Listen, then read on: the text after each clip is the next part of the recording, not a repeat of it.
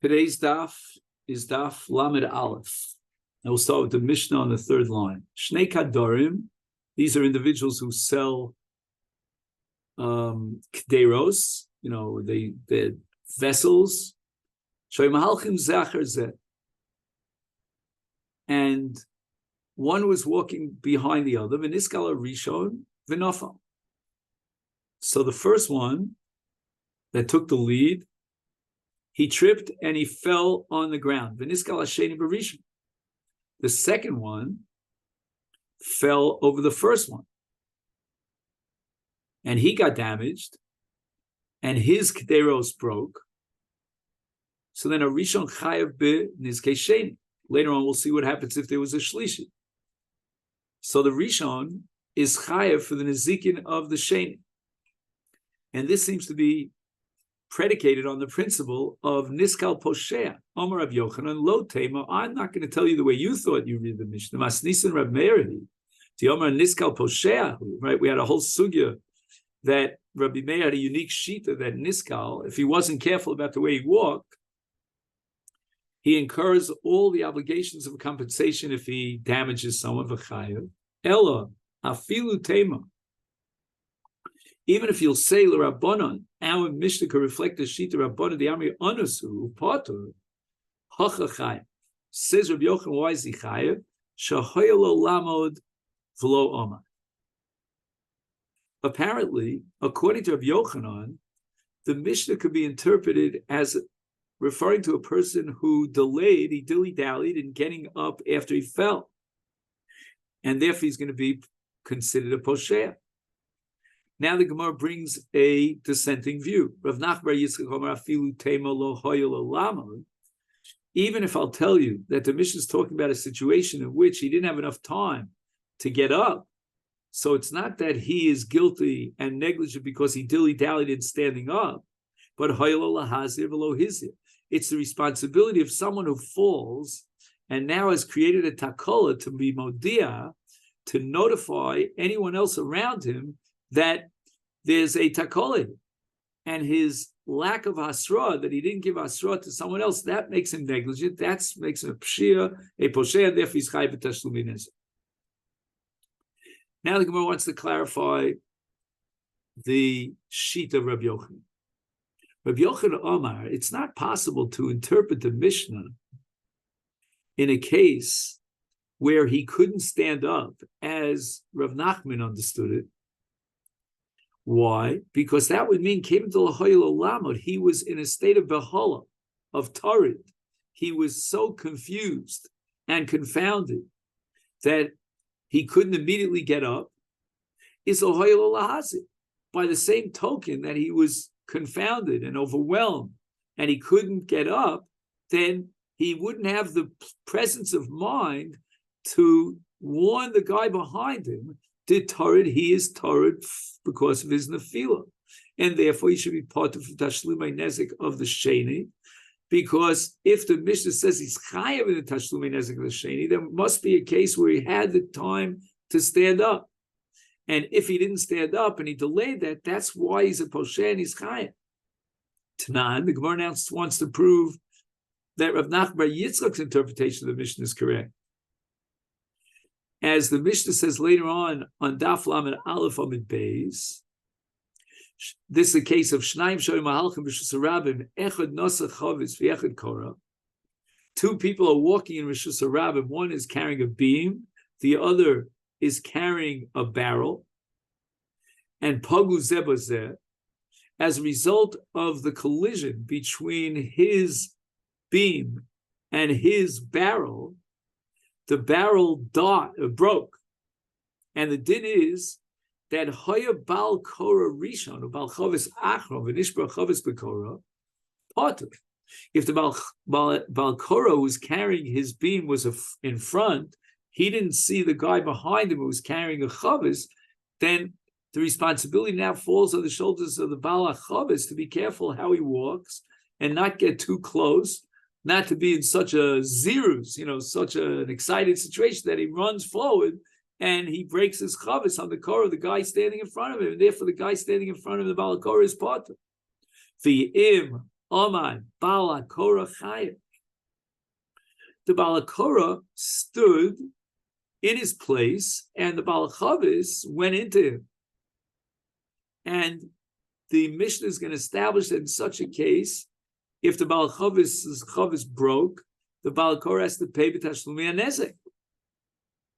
Now, what does this Mishnah have to do with the machlokas between Rav Nachman and Rabbi Yochanan? The Gemara says, my love, shouldn't we assume that the Mishnah is talking about a case of Sha'amad Lekatev? And Amad Lekatev is called Urchehu. You know, you're holding something, a heavy beam on your shoulders. From time to time, you have to stand and move it around to get a position in the right position over your shoulder. That's called a katev. It's perfectly normal, and we should anticipate it. And yet, despite that fact, ukitani chaya. And yet, we're going to establish in the Mishnah that when the Balakora stood frozen in his spot for that which is normally anticipated, namely lekatev, to shift it from one side to the other, nevertheless, the Balakora incurs a chiyuv to pay damages to the Balachavis. What could be the reason for that? There's only one way of going here, one solution to the problem, and that's from Nachman bar Yitzchak's approach to Havi L'Lahazi. He should have warned the Balachavis, hey, look, I'm about to stop dead in my tracks in order to be Makatev, and you should know that you're forewarned and you shouldn't go in. And he didn't do that. That's his pshia. Again, his pshia is not the Amida, as Rabbi Yochanan would have it. Because how can you say there's a pshia in his Amida when it's Amad Lekatev, which is Urche? The only pshia that you could say is that even though he's preoccupied with the tirda of Lekatev to move the beam from one side to the other, he nevertheless should have had the wherewithal, the wits about him to notify the Balachavas who's behind him, hey, you be forewarned, I'm about to stand in my tracks. And that reflects the shita of Rav Nachman bar Yitzchak. And the Gemara defends Rabbi Yochanan lo. Kisha Omad Lofush. The reason why the Balakora is chayav is because he didn't stop dead in his tracks in a normal way that would be anticipated, namely Lekatev, but rather Lofush. In other words, he decided, you know what? Let me take a break here. You know, this is a heavy beam. I just want to rest up a little bit, regain my, get my fuel, during this hafsakat. Yeah. And this is called Shidui. Because in Rosh Hashanah, that's not the place for Amida Lofush. He's chayav for Nizkei Balachavis because he was Omed Lofush. And Amida Lofush in Rosh Hashanah is not considered normal. It's considered Mishuna. And that's why he encouraged the Chiv to pay for the Chavis. So Gemara says, wait a minute. Are you telling me that Aval Omar Lekatif Mai, we have another liflog v'lisni b'dida over here? Because now you're saying, Rabbi Yochanan, that the reason why the Balakor is chayav for the damage to the Chavis behind him is because he was Omed Lafish. Aval Omed Lekatif Mai. Potur, he would be Potur because that's called Urche, and that's not a pshia for a person to stop as he's walking in Rosh Hashanah with a heavy object on his shoulder in order to move it and shift it back and forth, is Adetoni say, but when the Mishnah is looking for a case in which he's Patur, the Mishnah stretches his arm out to a case of him, Omar Lola Balachavas Amod, Patur. If the Balakora warned the Balachavas, hey, you know what? Stay still, don't move, I'm about to stand over here, and you, if you continue walking, you'll bang your chavis into my car. If lisbida, why do you have to stretch out to a case in the sefer of Amarlo? Why not say b'medvar murim? When is he chayiv? That's only kshamed lafush. But if he was Amar Lekativ, he'd be potter. Even though he didn't warn the guy behind him, he's still potter. And the Gemara answers to defend Rabbi Yochanan. There's a chiddush din here in the case of the sefer of Amarlo. Afal gavdi Amad Lafush. even in a case where he's omid lofish. And as we said before, omid lakativ is normal and it's urche and it's anticipated and there's no negligence. But omid lofish, we said, is a shinu and it's a pshia. Nevertheless, he can still salvage himself and save himself from paying damages. If he warns the Balachavis to stop dead in his tracks, and therefore he's put. Toshma, let's prove from the following price that Rav Nachman Bar Yitzchak is correct. Hakadorim, those who sell kederos. Ve'azagogim, those who sell glassware. Shoyu mahalchim zachers, that they're walking in single file, one behind the other. V'niskala rishon v'nofa. And the first guy who was carrying the kederos, he tripped and he fell. And now it caused an entire domino effect. And the second guy who was behind the kadorim, carrying the zchuchios, he tripped on what? It just says niskal. So we're not 100% sure right now what niskal means.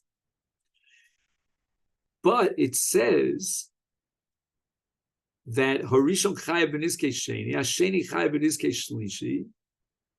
So apparently, the Sheni was also a Poshea vis-a-vis the Shlishi because he was Niskal. Even though he was Niskal in the Rishon, which means that there was no Pshia, because if anyone was Poshea, it's the Rishon, not the Sheni. The Sheni was Niskal B'Rishon. Nevertheless, he incurs damages, an obligation to pay compensation for damages to the Shlishi. Hasheni Chayav B'Nizkei Shlishi. So we have to assume here that Niskal Hasheni B'Rishon means that the Sheni could have been more careful, even though it was the Rishon who fell. But what happens if Machmas or Rishon Noflu, if the Sheni could not have prevented himself from falling, and therefore his fall was a direct result of the fall of the Rishon, that a Rishon Chayav B'Nizkei Kula, he's going to have to pay for all the Nizakim of everyone.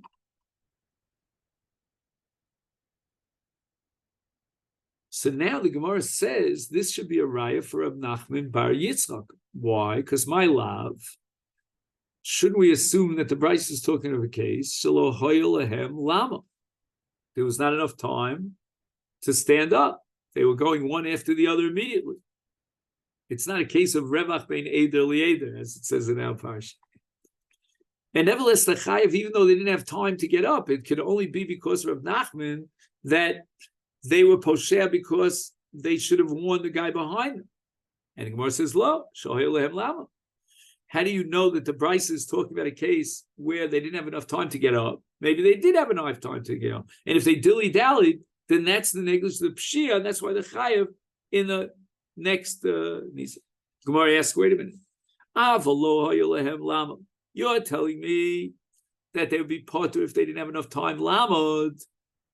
And according to Rabbi Yochanan, you're saying that if they didn't have enough time lamod, they would torud, and they couldn't have been mazir without asar to the other guy. Again, we're going to have a liflog v'lisnei b'dida. Ihachi adatani sefer. The sefer says that when are they potter?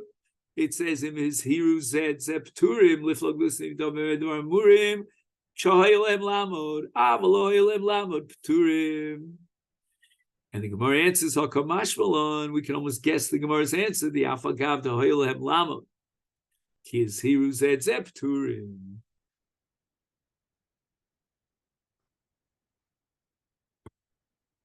Omar Rava.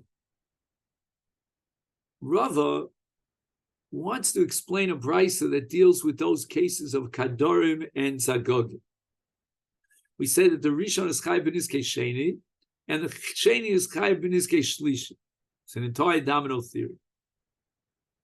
Says Rava, no. The Nizkei Rishon, the Chayav for the Sheni, and the Nizkei Sheni for the Shlishi are two different dinim. Two different machayiv with an afkamina between them. Says Rava, tremendous chiddush of Rava. Harishon chai b'niskei sheni bein b'niskei gufa bein b'niskei mamona. It means that whether or not the sheni was damaged by the goof of the Rishon or by the kalim of the Rishon is going to be chai for the niskei sheni. Now, bar is part of a kalim. So therefore, I understand that if niskal begufo shel Rishon, then the Rishon is chayav midin odom amazik.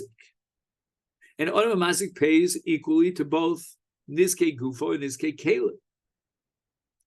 However, if the sheni is niskal bimamono, and it's in the broken shards of the kedera, that's bar, then the Rishon is not chayav for that. So if, let's say, the sheni breaks a kli by tripping on the kli of the Rishon, which is not niskei odom, but rather niskei kalim, niskei bar, then the sheni doesn't have to pay for the loss of kalim, the damage of kalim, to the sheni. The Rishon is part of that because he's only chayav midin bar, and bar is part of kalim. Now let's go to the next level. Sheni chayav b'niskei shlishi, b'niskei gufa, v'lo b'niskei mamona. That means if the shlishi was niskal b'gufo shel sheni, then he has to pay midin odom amazik. And therefore he pays bein b'niskei gufo shel shlishi or bein b'niskei kelev shel shlishi. But if the shlishi was niskal in mamono shel sheni, then the sheni is patur from the tashlum and niskei shlishi. Why? Because the niskei sheni, the moment of the sheni is not considered a bar. And that's because of mafkir nechos of liachin afilas onis. So Gemara immediately asks us, Mimon efshar. I don't understand this distinction of Rav. Niskal posheahu, if Rav is holding the niskal sheni nami l'chayev, the same chiyuvim that we apply to the Rishon, we should apply to the sheni. But if niskal la posheah is afilu Rishon nami lifter, so the Rishon shouldn't be chayev because niskal la posheah. And now the Gemara is going to answer and explain Rav.